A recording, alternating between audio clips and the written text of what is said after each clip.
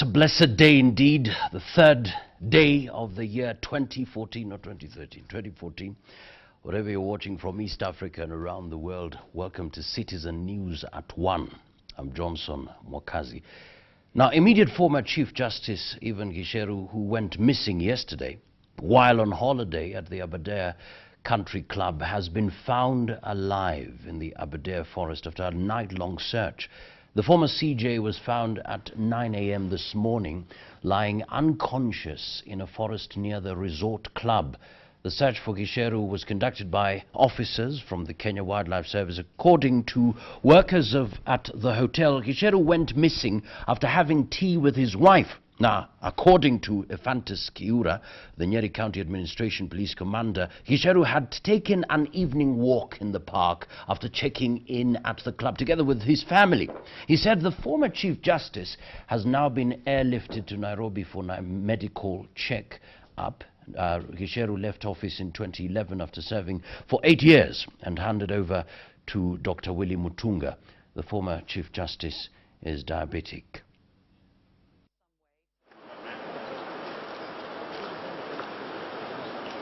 Officers and staff in all 16 High Court stations in the country have availed themselves to interact. We wish him well. Now let's move on to another story here. 2 senators and an MP have dismissed the public uproar over the recent President Uhuru Kenyatta's appointments of parastatal heads. Elgeyo Marakwet Senator Kipchumba Murkomen, his Kajiado counterpart Peter Mositet, and nominated MP Johnson Sakaja called on those criticizing the appointees to stop using derogatory words like recycled or analog appointees and allow the appointees to serve like the rest of Kenyans. They asked those who feel left out to be patient, as there were more appointments to be made. Language ambayo tukiongea kuhusu wazee tuongee language yenye inafaa. Hakuna haja wewe uite baba ya mtu mwingine ati recycle. Ndio ati recycle. Inaonyesha kwamba huku kupitia Sunday school we have to use a language yenye itafaa na tuhakikishe kwamba tunajenga taifa tutapeleka sisi pamoja. If you got a young person with energy, with intelligence, a professional to make him a chairman of a board, that is an insult to his own intelligence. Mbona vijana wapatiwe kazi ya kukutana mara 4 kwa mwaka? Is that the place you want young people? You want young people to be CEOs, you want young people to direct these institutions and to run them. Sawa. Wakati umefika Uhuru Muigai Kenyatta huinuke na waambie Wanyambene na Wadharaka kama sio wa Meru. Kama Meru ni imenti, utaweza Meru ni imenti. Between the office of the president, the state house advisors, there are some people who are seriously misleading the president and making him very unpopular among the other sub-tribes of the Ranja Meru. Kama Wamimentu wamefurahia, asifikiria watu wa Nyambene, watu wa Dharaka, watu wa Nidi wamefurahia. Kama mkate ni mzima, katakata pieces, saba. Patia kila mtu kipande yake kidogo na kila mtu atatoseka. Tusikosoe na tuseme ati kulikuwa na makosa. Tuangalie mbele. Na kwa sababu ni ndugu zenu walipewa, kwa nini mnapiga kelele? All right. Now we want to make it absolutely interactive and we want to know what you think about that particular story. And we're asking you this afternoon, do you support the recent appointments of former politicians as parastatal heads? Do you support the recent appointments of former politicians as parastatal heads? You can send in your comments. The number is 22422. That's 22422. Kindly include your name and location, very important, and we'll be glad to sample some of them during this particular bulletin. And in the meantime, let's move on to another story here.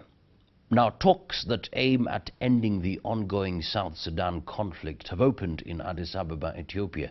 Negotiators for the government and rebel sides are reported to have met mediators but have not yet held peace talks.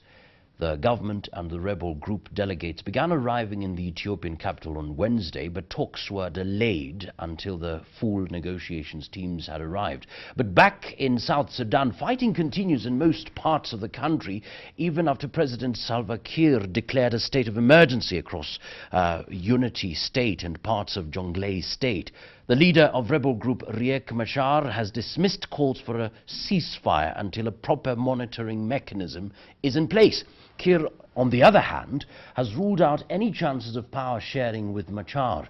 In the meantime, countries continued to move out their nationals from the troubled state. The last batch of Kenyans from South Sudan will be flown to Nairobi today. So far, 3,000 Kenyans have been rescued, with 87 others expected today.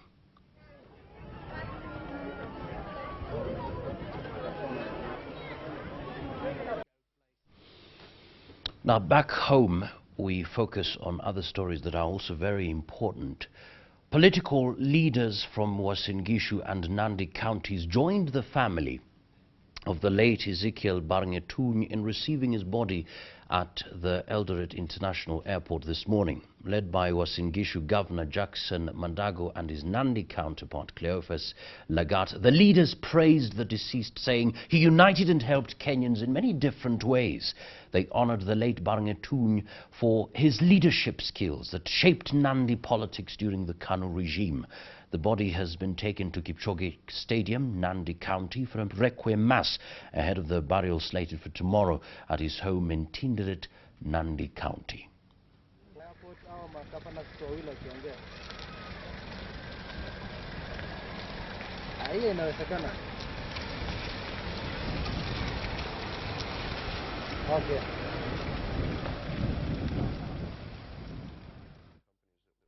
Now, it is a reprieve for the Nairobi County Governor, Evans Kidero, after the court temporarily stopped his intended criminal prosecution, approved by the Director of Public Prosecutions. Justice Isaac Linaola instead directed Kidero and Nairobi Women Representative Rachel Shebesh to enter into negotiation and resolve the matter emanating from the slap saga within 7 days, failure to which they should be arraigned in court.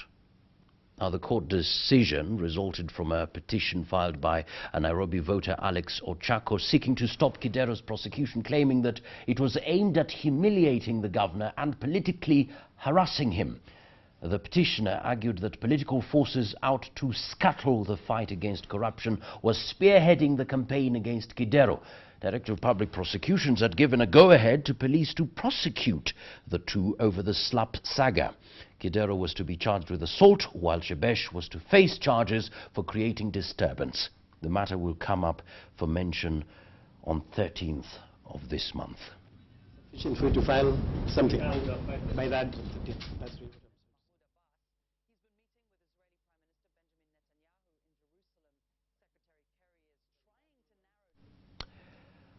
All right, now we move on to, of course, a segment that has been very important to Citizen Television as we look back at 2013, people who made a difference, people who caught our attention. Now, when he was first nominated as Cabinet Secretary to the powerful docket of Interior and Coordination of National Government, many struggles to replace the name to the place of the name Joseph Olelenku.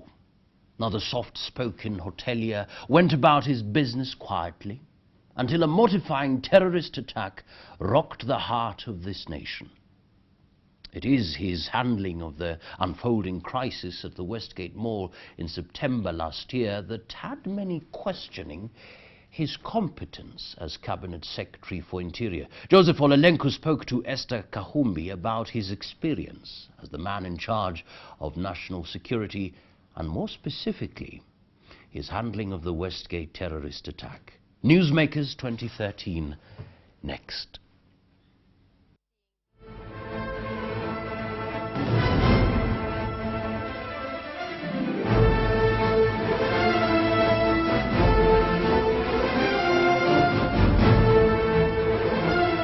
To know the President's choice for the crucial Interior and Coordination of National Government docket, the country had to wait an entire month after the first batch of Cabinet Secretary nominees was unveiled in April. But since the nomination and subsequent appointment of 53-year-old Joseph Olelenku, he has had to deal with the murmurs and questions regarding the basis for his appointment.